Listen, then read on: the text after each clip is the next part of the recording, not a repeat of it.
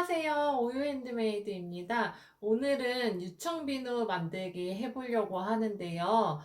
유청은 제가 요즘 다이어트 중이라 우유를 끓여서 리코타 치즈를 만들었어요. 그리고 그 남은 물을 우리가 유청이라고 말을 하는데 그 유청으로 어디에 쓰면 좋을까 하다가 제가 예전에 이제 알아보고 하니까 비누를 만들어서 쓸 수가 있더라고요. 그래서 제가 유청 비누를 써봤는데 전에 소개드렸던 요거트 비누처럼 그 사용감이 너무너무 좋은 거예요. 당김도 줄어들고, 그리고 무엇보다 이렇게 씻고 나서 피부가 되게 이렇게 보들보들해지고, 각질이나 이런 게 이렇게 좀 자극적이지 않게 관리가 되는 느낌이 있어서 그 사용감이 요거트 비누랑 굉장히 비슷하거든요. 그래서 오늘은 유청을 이용해서 비누를 만들어 볼게요.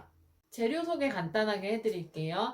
이게 제가 치즈 만들고 남은 유청이에요. 유청에는 단백질과 뭐 무기질, 비타민 이런 성분이 풍부해서 영양적으로도 좋다고 하거든요. 그래서 이 유청을 넣어줄 거고요.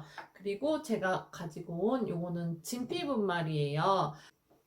진피분말은 트러블에도 좋고 세포 재생 이런 데 도움이 되는 분말이어서 피부 미용에 굉장히 좋은 분말이거든요. 그래서 유청과 진피 분말을 넣어줄 거고요. 향 오일로는 라벤더 에센셜 오일과 스윗 오렌지 에센셜 오일을 섞어서 넣어줄 거예요.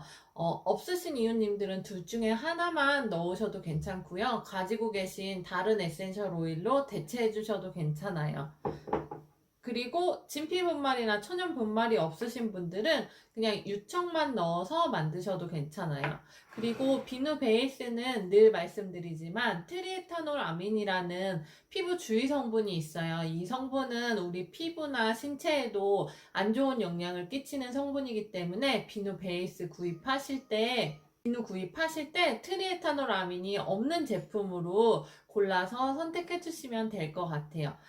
그리고 저는 보습제가 포함된 비누 베이스를 구입했기 때문에 글리세린이나 다른 보습제는 넣어주지 않을 거예요. 그래서 오늘은 세안 후에 당김이 적고 굉장히 이렇게 보들보들한 유청 비누 만들기 시작해 볼게요.